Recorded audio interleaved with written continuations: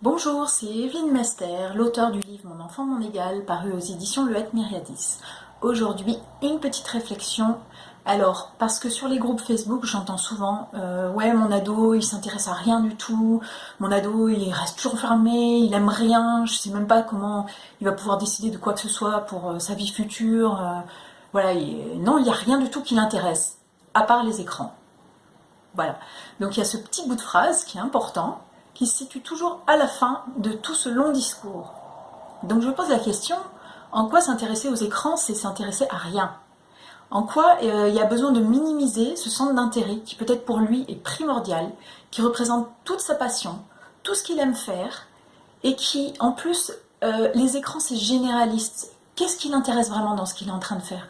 Vous pouvez vous intéresser à lui en creusant un petit peu. S'il joue à des jeux vidéo, venez vers lui, demandez-lui s'il peut vous expliquer, si vous pouvez essayer. Vous allez découvrir quelles sont les émotions qu'il ressent quand il est en train de jouer et quels besoins ça comble. Donc non, ça ne sera pas forcément le besoin de se couper du monde parce que tout le monde est horrible. Non, il y a certainement des centres d'intérêt à l'intérieur de cette passion pour les écrans qui va vous permettre de découvrir beaucoup mieux votre enfant et de pouvoir continuer à l'accompagner sur les choses qui lui plaisent, sans forcément l'emmener vers les écrans c'est mal, non tu vas faire autre chose de ta vie.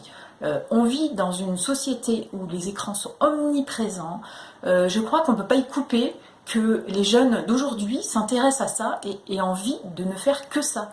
Parce que voilà, les écrans c'est pas juste une petite partie, ça donne énormément de possibilités. Un écran, ça peut être un téléphone portable, un ordinateur.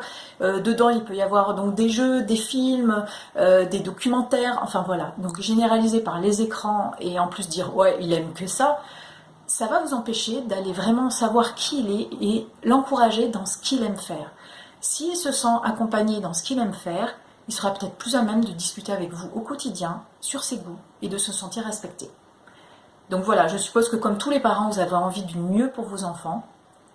Et bien, sachez que le mieux, c'est ce qui leur plaît à eux. Je sais, c'est dur à entendre, mais voilà, je vous incite à les accompagner dans ce qui leur plaît. Et voilà, bon voyage, à bientôt!